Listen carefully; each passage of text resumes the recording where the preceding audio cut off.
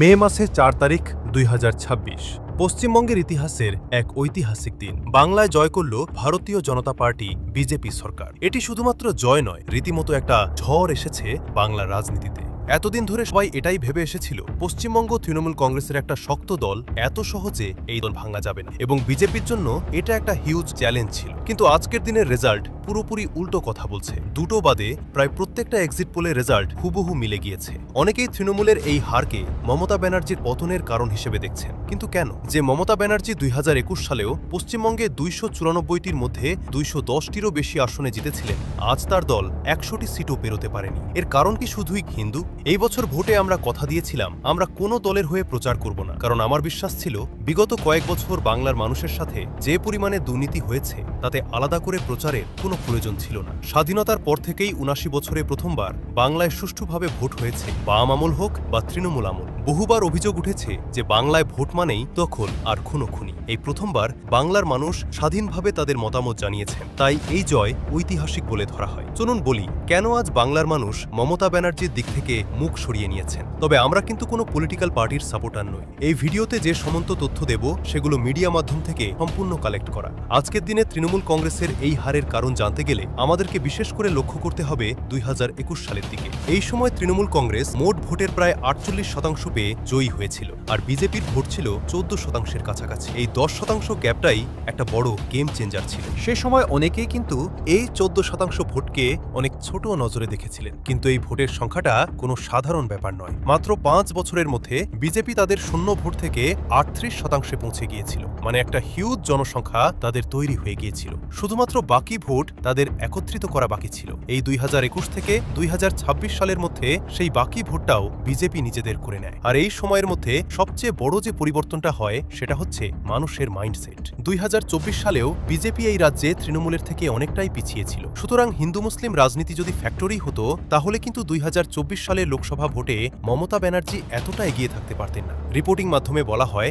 ২০২৪ সালে বিজেপি প্রায় ৮.৩% মুসলিম ভোট পেয়েছিল, আর এই কারণেই মমতা ব্যানার্জির হারের জন্য দায়ী ছিল ২টো বছর, ২০২৪ থেকে ২০২৬। কিন্তু এখানে সবচেয়ে বড় ভূমিকা ছিল এবছর যেভাবে বিএসএফ সুরক্ষা দিয়ে ভোট করানো হয়েছে, তাতে মানুষ নিজেদের মতামত স্বাধীনভাবে ইভিএম মেশিনে জানাতে পেরেছে। তবে বিজেপির পক্ষে ভোটের কিন্তু কারণ হচ্ছে শেষ ২ বছর। বিশেষ করে চাকরি সংক্রান্ত ইস্যুটা কিন্তু একটা বড় টার্নিং পয়েন্ট হয়ে দাঁড়িয়েছে। আমরা প্রত্যেকেই জানি যে বিগত ৫ বছর ধরে পশ্চিমবঙ্গের সরকারি চাকরি নিয়োগ পুরোপুরি বন্ধ। যেটুকু বা চাকরি হয়েছে তার ৯০% ছিল দুর্নীতি করে। এই দুর্নীতির কারণেই ২৬,০০০ শিক্ষকের চাকরি বাতিল হয়েছে। প্রাইমারির ৩২,০০০ চাকরি বাতিলের মামলা আজও কোর্টে মামলা চলছে। আর যখন এই মানুষগুলো তাদের চাকরি ফিরিয়ে দেওয়ার দাবিতে বিক্ষোভ জানায়, মমতা ব্যানার্জির পুলিশ এই সাধারণ মানুষগুলোর উপরে লাঠিচার্জ করে, এমনকি অযথা কারণে মারা হয় শিক্ষকদের। আর এই ঘটনা সেদিন নিউজ মিডিয়ার মাধ্যমে গোটা বাংলা দেখেছিল। কিভাবে যোগ্য প্রার্থীরা মার খেতে খেতে রাস্তায় লুটিয়ে পড়েছিল, তাদের চোখের জল বাংলার মানুষের মনে ক্ষোভ সৃষ্টি করেছিল।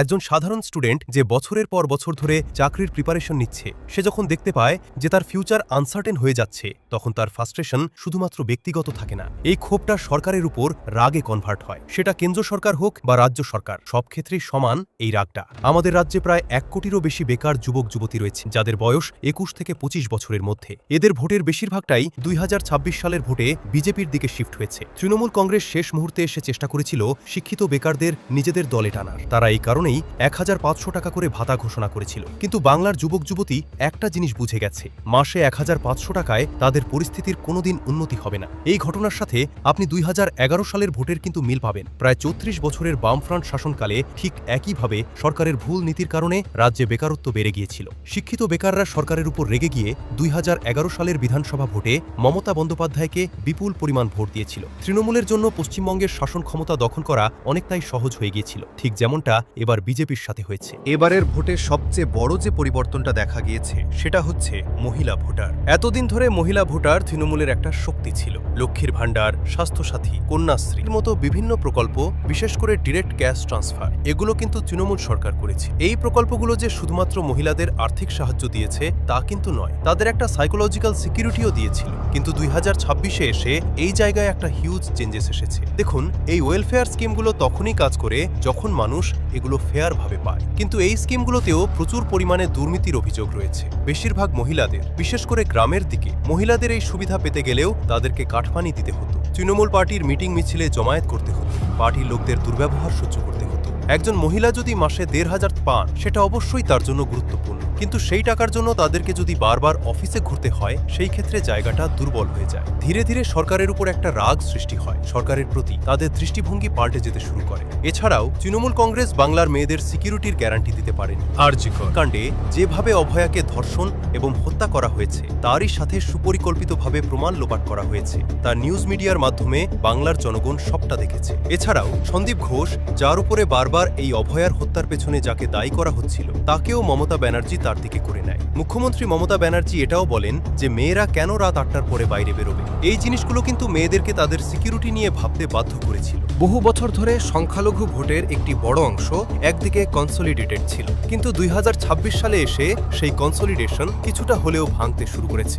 আর এই পরিবর্তনের পেছনে একটি গুরুত্বপূর্ণ মনস্তাত্ত্বিক ফ্যাক্টর কাজ করছে। দীর্ঘদিন ধরে সংখ্যালঘু মানুষ একটি নির্দিষ্ট রাজনৈতিক দলকে সমর্থন করে এসেছে, কিন্তু সেই সমর্থনের পরেও সমাজে দৃশ্যমান বা বড় কোনো পরিবর্তন তারা দেখতে পায়নি। সংখ্যালঘুদের খুশি করার উদ্দেশ্যে মমতা ব্যানার্জি ইমাম ভাতা চালু করেন, কিন্তু প্রশ্ন হচ্ছে, মুসলিম ভোটার মানেই কি শুধু ভাতা চাইবে? মুসলিম সমাজের নতুন প্রজন্ম অর্থাৎ ইয়াং জেনারেশন, তারা এখন ভাতা নয়, চাকরি, শিক্ষা এবং উন্নয়ন চায়। আর এই জায়গাতেই তৃণমূল কংগ্রেসের একটি বড় ভোট ব্যাংকে ভাঙন দেখা যাচ্ছে। এই ভাঙনের সুযোগ নিয়ে আইএসএফ এবং সিপিআইএম উল্লেখযোগ্য অংশের ভোট নিজেদের দিকে টানতে সক্ষম হয়েছে। অনেক মুসলিম ভোটার এখন মমতা ব্যানার্জির তুলনায় নওশাদ সিদ্দিকীকে একজন বেশি গ্রহণযোগ্য ও যোগ্য নেতা হিসেবে দেখছেন, কারণ তিনি কোনো ধরনের সাম্প্রদায়িক বার্তা দেন না এবং সাধারণ মানুষের সাথে সরাসরি সহজভাবে যোগাযোগ রাখেন। এই রাজনৈতিক পরিবর্তনের পাশাপাশি গত ২ বছরে বাংলায় এমন কিছু ঘটনা ঘটেছে যা তৃণমূল কংগ্রেসের ভাবমূর্তিকে বড় ধাক্কা দিয়েছে।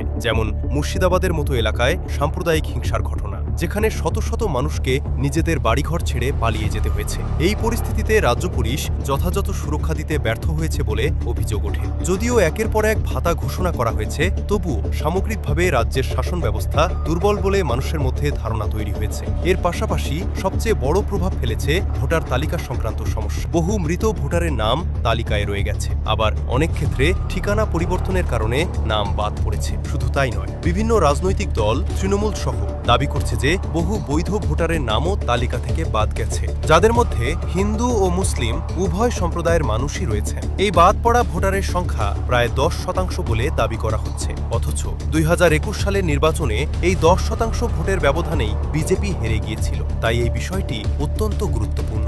অন্যদিকে মমতা ব্যানার্জির কিছু আচরণও মানুষের মনে প্রভাব ফেলেছে। যেমন আইপ্যাকে গিয়ে সিবিআই এর হাত থেকে ফাইল কেড়ে নেওয়ার ঘটনাটি টিভির মাধ্যমে বহু মানুষ দেখেছেন, যা সাধারণ মানুষের কাছে একটি নেতিবাচক বার্তা পৌঁছে দেয়। বিগত কয়েক বছরে বিজেপি ধারাবাহিকভাবে তৃণমূল কংগ্রেসের সঙ্গে কিছু শব্দ জুড়ে দিয়েছে, যেমন চোর, চাকরি চুরি, বালি চুরি, কয়লা চুরি। এখানে এটা বলা হচ্ছে না যে মমতা ব্যানার্জি ব্যক্তিগতভাবে এসবের সঙ্গে যুক্ত, কিন্তু যখন বারবার তার দলের নেতাদের বিরুদ্ধে এই ধরনের অভিযোগ উঠেছে, তখন তিনি কঠোর পদক্ষেপ না নিয়ে অনেক ক্ষেত্রে নীরব থেকেছেন, এমন ধারণা মানুষের মধ্যে তৈরি হয়েছে। এর পাশাপাশি ইউটিউবার ও ইনফ্লুয়েন্সারদের বিরুদ্ধে মিথ্যা মামলা দিয়ে হয়রানির অভিযোগও উঠেছে। অনেকের মতে সরকারের এই ধরনের পদক্ষেপ এক ধরনের ঔদ্ধত্য প্রকাশ করে, ফলে সাধারণ মানুষের মধ্যে পুরো দলের প্রতি একটি নেতিবাচক মনোভাব তৈরি হয়েছে। আর এই সমস্ত আলোচনার মধ্যে একটি বিষয় প্রায় কেউই বলছে না, সেটা হলো মেসি কাণ্ড, যা নিয়েও মানুষের মধ্যে নানা প্রশ্ন ও প্রতিক্রিয়া তৈরি হয়েছে। বাংলার একটা বিশাল যুব সমাজ আছে যারা কোনোদিন সক্রিয়ভাবে রাজনীতি করে না, কোনো রাজনৈতিক দলের সাথেও যুক্ত নয়, কিন্তু সেই যুব সমাজই নিজেদের জমানো টাকা দিয়ে কেউ কেউ ১ মাসের পুরো স্যালারি খরচ করে শুধুমাত্র মেসিকে একবার দেখবে বলে টিকিট কেটেছিল। কিন্তু সেই দিনই তারা চোখের সামনে দেখেছিল কিভাবে কিছু রাজনৈতিক নেতার কারণে তাদের সেই স্বপ্ন চুরমার হয়ে গেল। সেদিন টিভির সামনে দাঁড়িয়ে বাংলার বহু যুবক যুবতী ক্ষোভে ফেটে পড়েছিল। অনেকেই সরাসরি বলেছিল এই সরকারকে তারা আর চায় না। এই আবেগ, এই হতাশা ভোট বাক্সে যে বড় প্রভাব ফেলেছে তা অস্বীকার করার উপায় নেই। এখানেই একটা গুরুত্বপূর্ণ বিষয় মনে পড়ে। ভোটের কিছুদিন আগে মমতা ব্যানার্জি বলেছিলেন, কয়েক মিনিটের জন্য একটা নির্দিষ্ট কমিউনিটিকে ছেড়ে দিলে তারা সবকিছু তছনছ করে দিতে পারে।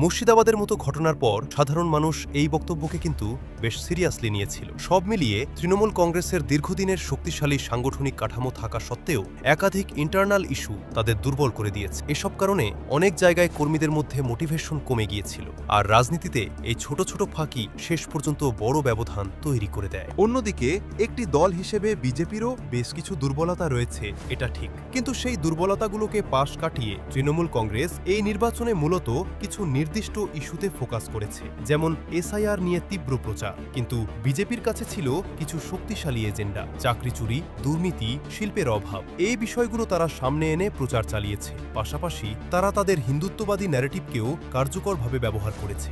মমতা ব্যানার্জি রাজকোষের অর্থ ব্যবহার করে জগন্নাথ মন্দির নির্মাণ করেও শেষ পর্যন্ত হিন্দু ভোটকে একত্রিত করতে পারেননি। এটাও একটি গুরুত্বপূর্ণ রাজনৈতিক বাস্তবতা হিসেবে সামনে এসেছে। এখন মূল প্রশ্নটা হলো, বাংলায় বিজেপি যে প্রতিশ্রুতিগুলো সামনে রেখে ভোট পেয়েছে, যেমন অভয়ার বিচার, শিল্প ফিরিয়ে আনা, চাকরি সৃষ্টি, সেগুলো কি তারা বাস্তবে পূরণ করতে পারবে? আপনার মতামত অবশ্যই কমেন্টে জানান। আর আবারও বলছি, আমাদের এই চ্যানেল কোনো রাজনৈতিক দলকে সমর্থন করে না, এটি সম্পূর্ণভাবে একটি নিরপেক্ষ রাজনৈতিক বিশ্লেষণ।